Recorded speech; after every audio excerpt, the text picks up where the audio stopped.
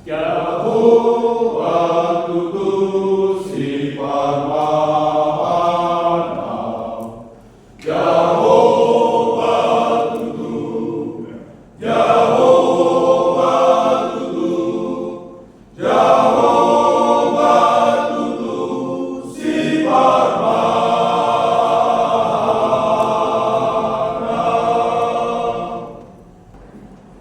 Damai sejahtera Allah yang melampaui segala akal, itulah yang memelihara hatimu di dalam Kristus Yesus Tuhan kita. Amin. Shalom, selamat Minggu Trinitatis untuk kita Bapak Ibu saudara yang terkasih dalam Tuhan Yesus Kristus. Ya, minggu kita pada minggu ke-8 setelah Trinitatis, topik Tuhan menggembalakan umatnya.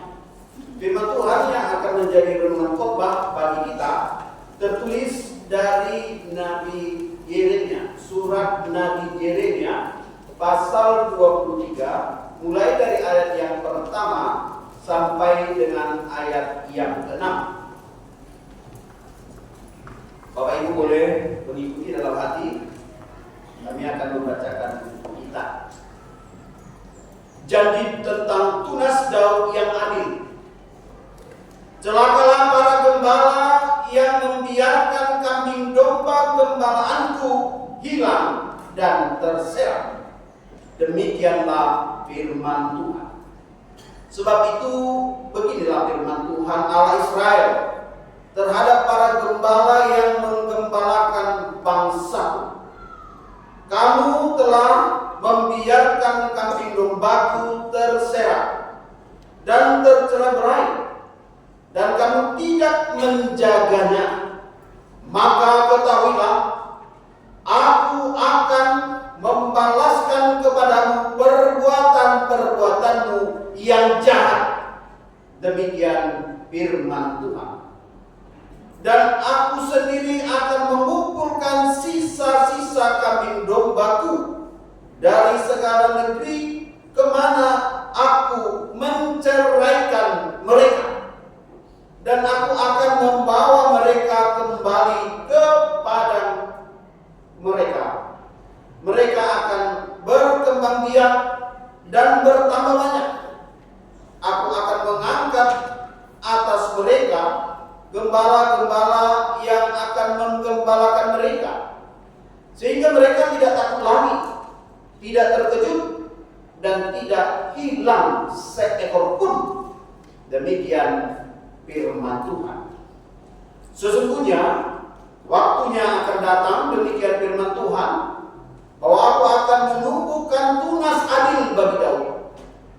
Ia akan memerintah sebagai raja yang bijaksana dan akan melakukan keadilan dan kebenaran di negeri. Dalam zamannya Yehuda akan dibebaskan dan Israel akan hidup dengan tentram. Dan inilah namanya yang diberikan orang kepadanya, Tuhan keadilan kita. Slide. Ya, next ayatnya. Nah ini, ya Bapak Ibu, saya kalau memang bisa dibaca ya, kita mau baca ayat yang terakhir saja, ayat 6. Kalau bisa, 1, 2, 3 ya. Dalam zamannya Yehuda akan dibebaskan dan Israel akan hidup dengan tentram. Dan inilah namanya yang diberikan orang kepadanya, Tuhan keadilan kita. Nah, itu yang menjadi garis besarnya di ayat terakhir. Tapi inti daripada khotbah ini adalah Tuhan yang menggembalakan umatnya. Bapak Ibu saudara yang terkasih dalam Tuhan Yesus Kristus, tentu kita bisa merasakan betapa besar kebaikan Tuhan dalam kehidupan kita masing-masing. Oleh karena itu, kita pasti rindu untuk merasakan berkat dan pertolongan Tuhan. Kalau saya coba tanya dulu anak-anak kita yang sekolah, yang di remaja, kalian punya simbol kalau masuk sekolah? Semua baju seragam ada simbolnya. Kira-kira apa tulisannya terasa? Mungkin bisa dibantu guru-guru. Apa? Enggak tahu.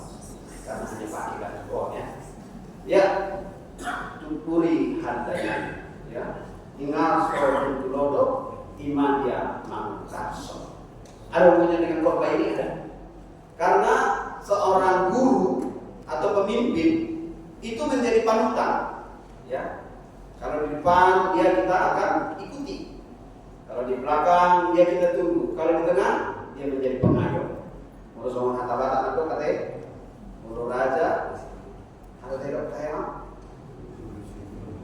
Iya, raja ini simpai. Raja tadi menang dua deh. Simpai mau, nonton jalan nagabe sama sal dan nagabe tuntunan. Nah, itu adalah salah satu hal yang penting sesuai dengan khotbah ini, bahwa Allah menginginkan siapapun, ya, bukan hanya pelayan Tuhan, bukan hanya jemaat, tetapi siapapun mereka harus mau untuk hidup dalam tuntunan Tuhan.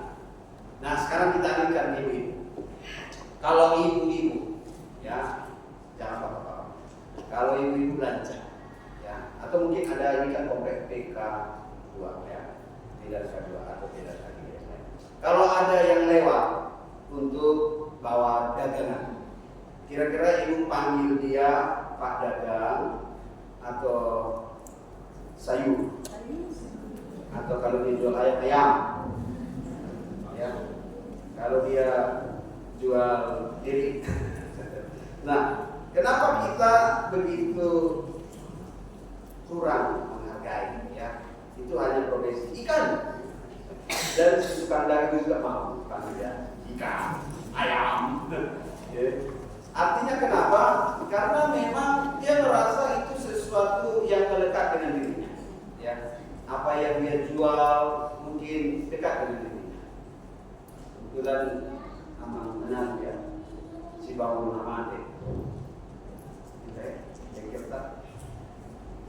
Si kalau motor ni kerja tahu kan mau, ibu sudah siap bangun sih.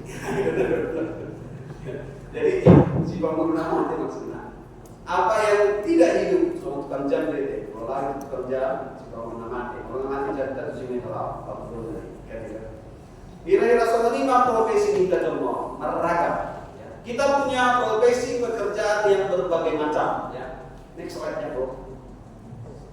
Kita tidak berhenti hanya di satu hal saja, tapi mungkin ke dengan aman mungkin, ya. Tahu gak lagu ini? I can't stop loving you. Ada nama betul itu? Lewat sana. Kalau nama lagi. Next. Ya. Apa yang tidak bisa dilakukan Tuhan di tengah-tengah dunia ciptaannya? Apa-apa itu? I can stop loving you. Aku tidak bisa berhenti untuk mencintai. Kalau kita berdua suami istri, coba ucapkan. Bapak bilang ke istri, I can stop loving you. Berani kita? Mereka itu bikin nanti kita. Stop kita. Kenapa? Karena hanya Tuhan yang mampu untuk memahami betapa sulitnya, betapa beratnya, betapa persoalan yang kita alami itu tidak bisa dipahami oleh bahkan istri dan suami kita. Kenapa? Karena tidak semua orang bisa mendengar, bahkan tidak bisa untuk memahami, tidak bisa juga untuk merasakan. Makanya di sini saya ingin menggugah kita bahwa ketika Tuhan berkata, aku tidak bisa berhenti untuk mencintaimu, sebagai gembala Allah kita, sebagai umat kita seharusnya harus mau mengucapkan itu. Pertanyaan saya sudah katakan, ketika kita mau mampu mengungkapkan aku mencintaimu, maka yang mati bisa hidup. Yang mati bisa hidup. Mungkin kesaksiannya singkat saja, ya. Bapak aku kasih marah, maka si komik dicilih inangkur. Nah, apa yang terjadi ketika beliau bersama tim membantu dia sedang ada retreat, orang tua ini pemain saksofon berenang dan tersesat dengan air yang masuk ke paru-paru. Di tempat retreat itu pasti tidak ada puskesmas, apalagi kalau Sabtu Minggu. Jadi begitu sudah tidak bisa bernapas, dicoba untuk dibawa beberapa jam mencari puskesmas, tentu pertolongan di puskesmas juga sangat terbatas. Ya. Lalu kemudian dicoba lagi mencari tempat rumah sakit, pertolongan ke rumah sakit juga terbatas kalau hari libur. Ditelepon ke Inang Guru Purba supaya datang. Katakan abang dari kotnya, lalu Inang itu datang ke rumah sakit. Dan ketika ditanya bagaimana kondisi bapak, katanya semua tunggu sabar, kami sedang berusaha. Tapi hati seorang ibu tidak bisa dibohongi. Dia pelan-pelan melihat suaminya di rumah sakit Bangsal tempat tidur sudah tidak ada lagi upaya dokter. Artinya secara tidak langsung dari mulai mereka pagi berenang sampai ke rumah sakit untuk beberapa jam sudah. Jadi kesimpulan akhir saya katakan melalui cerita langsung sama si Ombi ketika saya korban Ciledug, bahwa dia berkata dia sudah tidak di dunia lagi. Dia sudah berada dalam satu tempat yang indah dan nyaman dan dia sangat senang tinggal di sini. Sampai ada dialog berkata, so maaf. Tapi ada satu peristiwa besar ketika si ibu Opung Josefa melihat dan mendekati tempat tidurnya sudah kita sebut hampir mayat. Dengan satu kata, aku mencintai Pak, aku mencintai Pak, aku mencintai Pak. Lalu doa itu Tuhan mencintai sampai ke surga. Dan doa itulah yang menggerakkan kembali Allah mengembalikan roh dari orang masih marah. Sudah beberapa jam, mungkin 5 jam. Dan kemudian tiba-tiba bergetar, awalnya mengeluarkan banyak air dan kemudian ada dokter bulan atau itu badan mengenai usai amani kesaksian dari si Robi di Ciledug ketika saya korban di sana.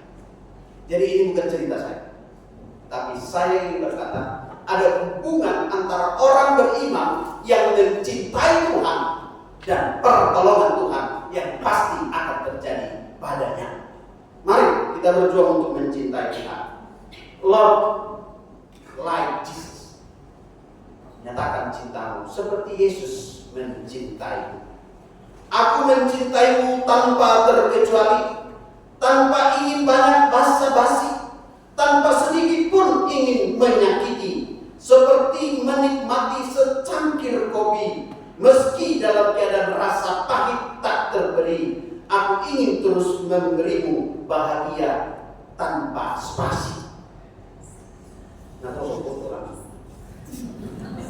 karena semalam kami ibadah naposo, saya ingat ya, kasih biru. Yang amang tahu kasih biru, mau yang kasih biru Yesus. Ya, itu adalah bahasa Jepangnya. Benar? Ya, aku mencintai. Apa artinya aku mencintaimu? Begitu besarnya cinta Tuhan bagi kita, namun begitu terbatasnya cinta kita kepada Tuhan. Mungkin jika kita tidak sehat, kita mau katakan aku tidak mau gereja, ya. Mungkin ketika klinis aku tidak mau tanya. Tapi lumayan banyak kemarin ya harinya kosong, kurang lebih berapa? Hampir 40 orang. Ada saya tanya berapa jumlah kosong? 300 kelihatannya sedikit. Yang datang 40 30 yang tidak 300, ya. Artinya di situ Bapak Ibu, Israel ini adalah cintanya Tuhan, ya. Dan kita adalah cintanya Tuhan. Di ibadah pertanyaan Maharta itu saya sampaikan, tapi Amang Situa mengatakan yang paling penting adalah bagaimana kita berkata kita mencintai HKBP. Kalau cinta suami istri udah di rumah, ya. Tapi cinta kita kepada Tuhan di gereja ini, aku mencintai HKBP. Nah, ketika kita sanggup mengatakan itu, hanya Tuhan yang benar-benar mampu mengatakan aku mencintai HKBP Letare Persiapan Resort Letare. Nah, ketika kita mampu mengucapkan itu, maka apapun perjuangan, pengorbanan, bahkan mungkin tuntutan yang diberikan kepada jauh lebih besar daripada cinta Tuhan atas hidup kita. Mari kita belajar untuk mengatakan aku mencintai HKBP Letari. Karena ketika kita mengatakan itu, datang ke gereja ini atau kegiatan gereja ini tidak menjadi sesuatu yang berat bagi kita, karena kita mencintainya. Kita yang mana? Karena udah keluarkan juga kita cuma pacaran, tuh rope udah bolas, ada potir, ya, ada susu, ada masalah. Ada tuh mau susu dulu, mentari, terus di pokawaci, makan satu, juga tarik. Ya, itu karena apa? Karena cinta. Semua karena cinta, karena cinta atau cinta. Semua karena cinta. Dan cinta itulah yang sekarang mau kita suarakan dalam hidup kita. Besar sekali tadi kor dari Exodi, ya. Sungguh, inang kor Exodi inang, ya. Katakan ini, sungguh tiada taranya. Kenapa saya begitu tergetar? Tidak tahu bagaimana saya tergetarkan. Karena ketika saya menyelesaikan skripsi, bukan persoalan saya berat, dan lagu ini layak terus saya nyanyikan. Gimana terjadi?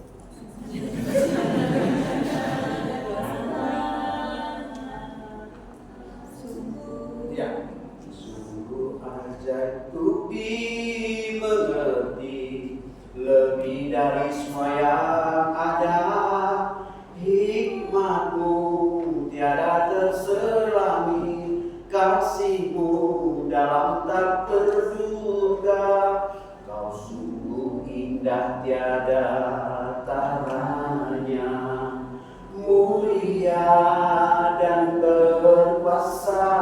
Saya nyanyi ini sambil nangis Bapak Ibu, karena saya punya beban berat yang tidak mampu saya selesaikan. Tapi saya percaya lagu ini menolong saya untuk berjuang menyelesaikan skripsi saya. Bagaimana ini teman-teman? Masihkah mau terus berjuang untuk menyelesaikan skripsinya? Bagi yang belum selesai, jangan lihat dopingnya, ya. Tapi lihatlah hasilnya nanti, banyak foto-foto setelah. Itu yang membuat kita bahagia apalagi datang lagi masa kita, ya. Jadi kagumlah akan cintamu kepada Tuhan, karena sebesar itulah Tuhan akan menyatakan cintanya kepada. Kalau remaja Leposo tadi mengatakan, ku mau berjalan dengan juru selamatku di lembah ikut Tuhan Yesus, ku tetap mendengar dan mengikutnya. Mau ya, jangan di gereja, ya, sekolah, rumah. Ikut Tuhan Yesus. Kemanapun juga aku mengikutnya. Terima kasih teman-teman. Kenapa sok? Ini sebenarnya fokus sekali, ya.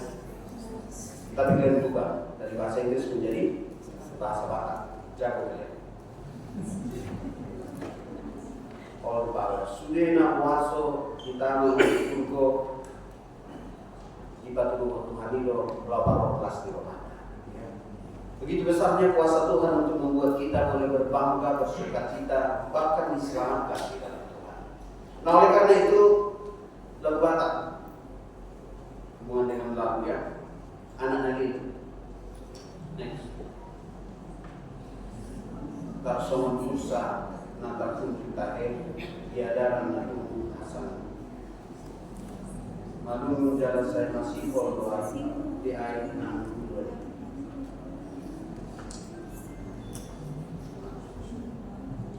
Tulus tusima Al-Quran, maka dulu berkormi anu ngaluja situ al-anapar usau. Atau kalimat itu menarik. Aku selalu mendengar firman Tuhan, tetapi aku tidak melakukannya. Ya. Rasulullah sana lalu tahe di hadapan Tuhan. Malu jalan dipodoi di akhir nantunya, tulus tusima Tuhan, maka tolong ayu ngaro jasiku awal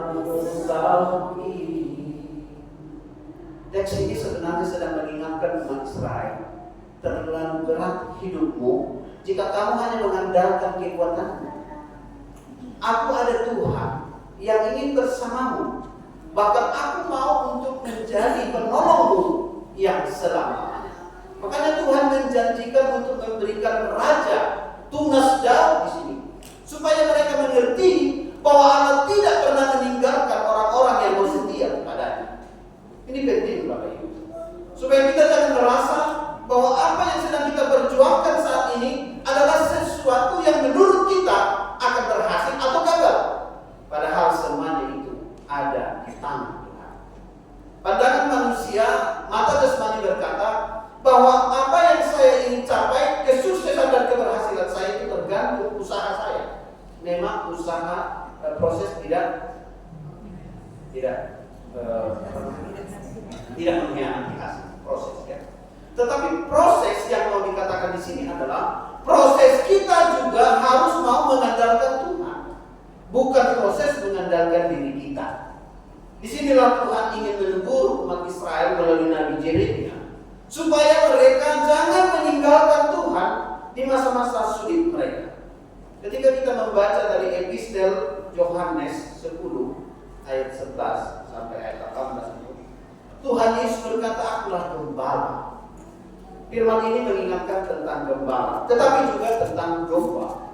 Cuma di sini ada domba dan kambing, ya Bapak Ibu. Yesus sudah menyatakan dirinya sebagai tunas Daud, hubungannya dengan Yeremia 23 ini. Tetapi bagaimana umat Israel mau untuk mempercayakan dirinya untuk mau dipimpin oleh Tuhan melalui para hambanya? Di sini Yesus dan murid-muridnya. Apa yang harus kita lakukan?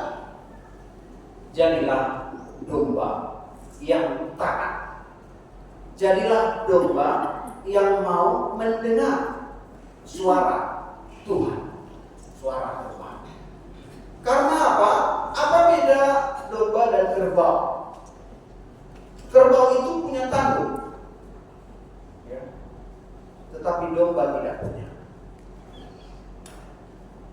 Next, kambing juga punya tanduk, tetapi domba tidak punya. Kita sering melihat adu kambing. Itu dibuat kalau ada mobil tabrakan adu kambing, gitu ya. Tapi tidak disebut adu domba. Adu domba itu adalah ketika ada serigala berburu domba masuk di lingkungan para domba. Ini sebenarnya terjadi, ya. Oke. Next, cepat. Next. Gimana? Mari, lewat. Jadi kemarin kak saya ke Mamasa dan kebetulan keluarga menikahkan anaknya. Lalu katanya, saya kalau kita tidak ke Toraja di Indonesia ini, saya rasa ada kerbau seharga 1 miliar di Indonesia ini. Kenapa? Karena di situ ada tekong namanya kerbau putih.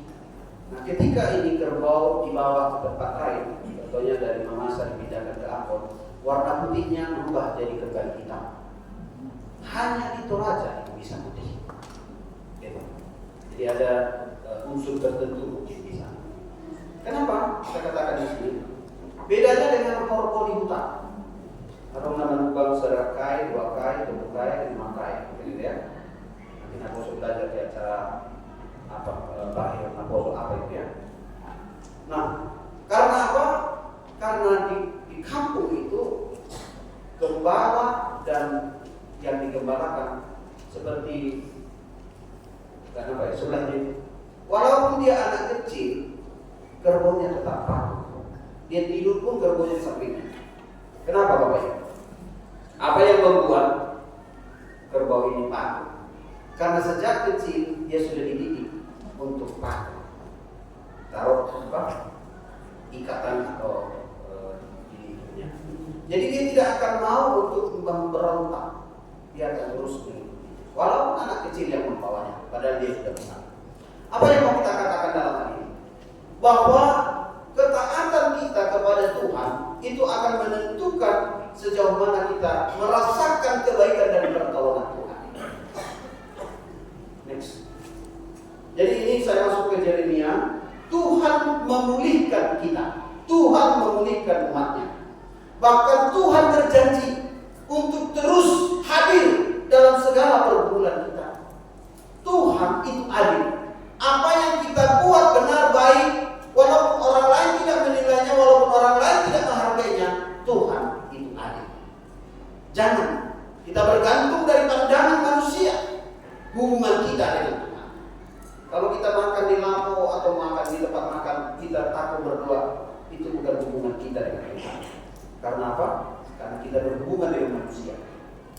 Tetap, dimanapun kita menikmati makanan, doakan. Karena itu perintah Tuhan. Baik kamu makan atau minum atau apapun yang kamu kerjakan, lakukanlah itu untuk memuliakan Tuhan. Jadi mari, jangan ketika kita susah, sakit, menderita, ada persoalan, bencana, baru kita datang berseru kepada Tuhan. Baiknya setiap kita ulang tahun, panjang umur, berapa banyak yang ulang tahun ya? Kasih ucapan syukurnya ke gereja yang ulang tahun, ya, ulang tahun pernikahan. Karena apa? Karena itu buktinya bahwa kita mengasihi Tuhan dan Tuhan mengasihi kita. Yeremia mengingatkan umat Israel supaya engkau diberkati oleh Tuhan sesuai dengan janjinya. Lakukanlah apa yang menjadi tugas dan tanggung jawab. Di sebelah ini ada Bapak Jenderal, ya, Bapak Jenderal Dr. Lukas. Beliau itu lulusan AKP, dan karena cemerlangnya profesinya, namun tidak secemerlang itu hubungannya dengan istrinya. Begitu dia punya beban, istrinya menjadi sasaran boxing di rumah. Anak-anak juga susah. Walaupun bapak pangkat tinggi, tapi di rumah dia ditakuti. Mungkin menjadi monster. Apakah keluarga yang demikian adalah keluarga yang berbahagia? Ketika mereka mungkin sama-sama beribadah, terus mereka senyum sana, senyum sini, mungkin dalam hati ada kemirian. Kenapa saya dilahirkan di keluarga ini? Tetapi apa yang dilakukan dalam konteks tidak ada yang bisa kecuali datang pada Tuhan. Bertahun-tahun mereka berkeluarga, pangkat-pangkat naik terus, namun istri semakin tunduk dan taat kepada Tuhan. Berdoa setiap saat bersama anak, memohon belas kasihan Tuhan. Lalu kemudian yang terjadi adalah sang komandan dan si bapak jenderal mengingatkan dia bahwa tidak baik kelakuanmu kepada keluarga. Ternyata sudah sampai ke atas. Dan di situ dia mulai mengerti bahwa dia bukan ayah yang baik. Dan ketika suatu waktu mereka beribadah bersama, firman yang didengarnya itu akhirnya mengubah hatinya. Dia menangis, bahkan berjanji dalam hatinya, saya harus stop, berhenti mabuk, main perempuan, judi, dan segala sesuatu yang mengecewakan. Lalu dia bertekad, mulai hari ini saya harus melayani istri saya, bukan minta untuk dilayani. Dia mengajak istrinya ke gereja, bukan lagi sebaliknya yang diajak ke gereja. Ketika anaknya dipromosikan untuk masuk akademi, kesannya anak saya, jika kamu nanti menjadi pemimpin di satu wilayah, mungkin menjadi kapolda, selalu buat ibadah. Anaknya semua berhasil, tapi dia katakan itu pun belum cukup. Apa yang telah saya lakukan untuk keluarga saya? Menjadi pemimpin tidak mudah, tetapi jika kita mengizinkan Tuhan mengubah hidup kita, maka apapun yang menurut kita tidak mungkin itu bisa berubah. Nanti suatu waktu saya akan ajak Pak Jenderal ke sini. Ya. Apa yang dilakukan beliau ketika sudah mencintai Tuhan? Tiap pagi cuci toilet jam 6 sebelum ibadah mulai. Ada Bapak Ibu yang sudah cuci toilet gereja sebelum ibadah mulai? Atau hanya mengkritik toilet kita? Pak Jenderal sebelum gereja mulai dia cuci toilet. Dia pulang tanpa seorang pun tahu. Itulah bukti merendahkan diri di hadapan Tuhan. Makanya apa yang harus kita lakukan? Next. Ketika ada satu kumpulan ibadah di satu penjara atau pelayanan LP, lalu kemudian banyak orang yang bertobat. Kami sering melayani di LP Jambe, Tangerang, dan ketika khotbah disampaikan, semua merasa ingin bertobat. Bapak Ibu saudara yang terkasih, apakah Bapak Ibu merasa manusia berdosa? Iya. Apakah Bapak Ibu mau untuk diampuni dosa oleh Yesus Kristus? Iya. Siapa yang mau bangkit berdiri? Semua bangkit berdiri. Kalau saya tanya sekarang, Bapak Ibu, maukah Bapak Ibu dosa diampuni? Siapa yang mau bangkit berdiri? Tidak ada yang mau bangkit. Bedanya di LP dengan di sini adalah, kalau di LP apa yang dikatakan mereka mau, kalau di sini mungkin belum tentu, ya. Tapi lakukan. Nah, apa yang terjadi? Semua mereka bertobat, tapi belum merasakan bagaimana mereka berkorban untuk Kristus. Lalu sang komandan mengajak mereka untuk membenahi kebetulan ada gereja yang rusak. Maukah kalian membantu saya untuk memperbaiki gereja? Kata pendetanya. Mereka mau semua karena keluar dari penjara. Tapi komandannya, oh nggak boleh, hati-hati. Lalu kita berjanjian bersama Pak Pendeta dengan pemimpin lapas. Lalu beberapa orang yang sudah dianggap bisa setia diizinkan untuk membantu bekerja membangun perbaikan gereja. Mereka minta sudah tidak perlu dibiayai, cukup kami ingin memberikan diri kami, tenaga kami sampai selesai perbaikan itu. Mereka tidak kemana-mana kecuali dari LP gereja LP gereja LP. Itulah domba yang mau untuk mendengar suara dari Tuhan. Sebab Yesus berkata, akulah gembala yang baik, dan setiap domba-dombaku mendengar suara. Bapak Ibu, mari kita latih hati kita, mari kita latih pikiran kita, mari kita latih hidup kita untuk mendengar suara Tuhan dan mengutamakan Tuhan yang memimpin dan bekerja dalam hidup kita. Karena tanpa itu banyak suara-suara dunia ini yang akan menekan kita, yang akan membuat kita tergerus untuk terus mengandalkan Tuhan di tengah-tengah hidup kita. Hanya ketika kita mau taat, menerima dan setia kepada firman-Nya, maka di saat itulah kita merasakan kemenangan-kemenangan. Di saat saya mengalami COVID di rumah sakit Tarakan, itu awalnya saya masuk dengan kursi roda karena semua tempat sudah penuh. Dan hampir saya lihat setiap setengah jam ada yang meninggal. Nah, setelah mereka meninggal baru saya bisa dapat tempat tidur. Jadi tempat tidur orang meninggal. Itulah situasi COVID. Sampai saya dan anak saya menangis bersama-sama. Ya. Tetapi apa yang saya lihat? Ternyata dokter yang memeriksa saya juga kena COVID. Jadi artinya semuanya kena. Tidak ada. Mau kaya, mau jabatan tinggi, mau orang biasa, maka mungkin juga orang-orang yang terkurung, ya, penjara dan lain sebagainya. Semua kena. Apa yang mau dikatakan di sini? Tidak ada kekuatan pun, hanya COVID saja. Tidak ada kekuatan pun yang bisa membatasinya. Lalu siapa? Hanya Tuhan. Saya aminkan. Banyak peristiwa-peristiwa yang saya hadapi di rumah sakit tentang COVID itu, orang-orang yang punya pengharapan kepada Tuhan lebih kuat imunnya daripada yang tidak punya pengharapan. Cepat mati. Mari Bapak Ibu, berkuatlah imanmu, berserulah, berserahlah kepada Tuhan, maka janji Tuhan akan engkau terima. Apapun pergumulanmu, Tuhan tidak pernah bertanya sudah berapa banyak pergumulan kita.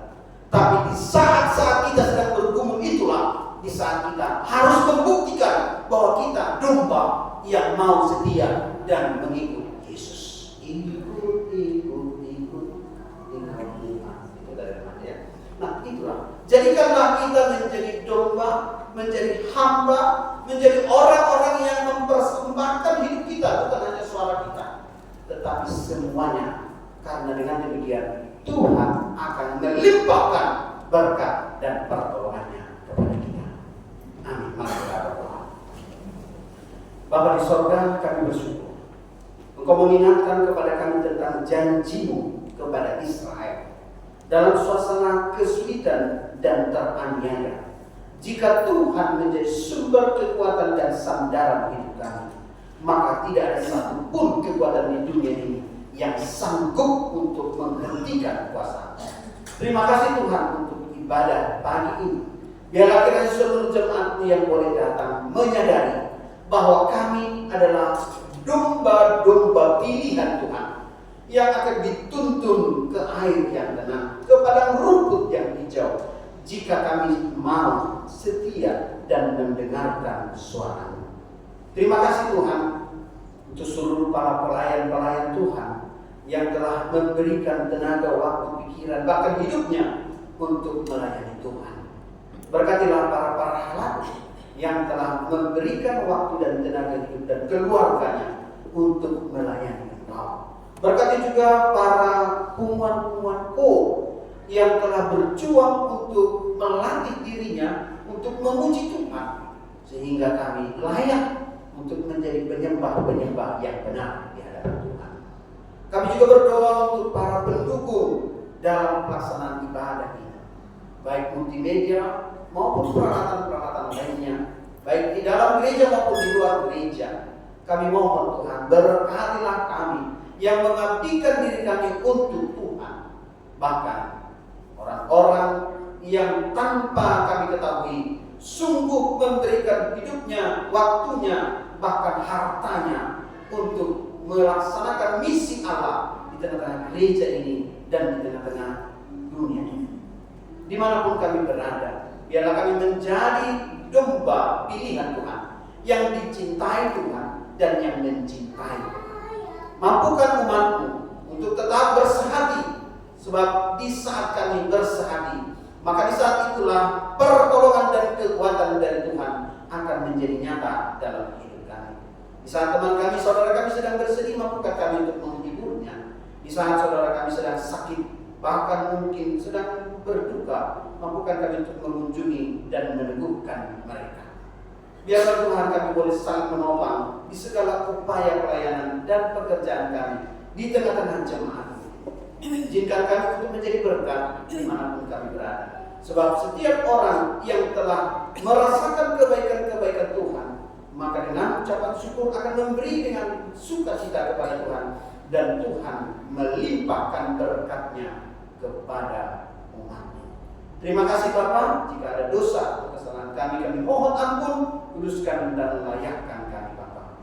Terpujilah Engkau Tuhan yang kami sembah, di dalam nama Yesus kami berdoa.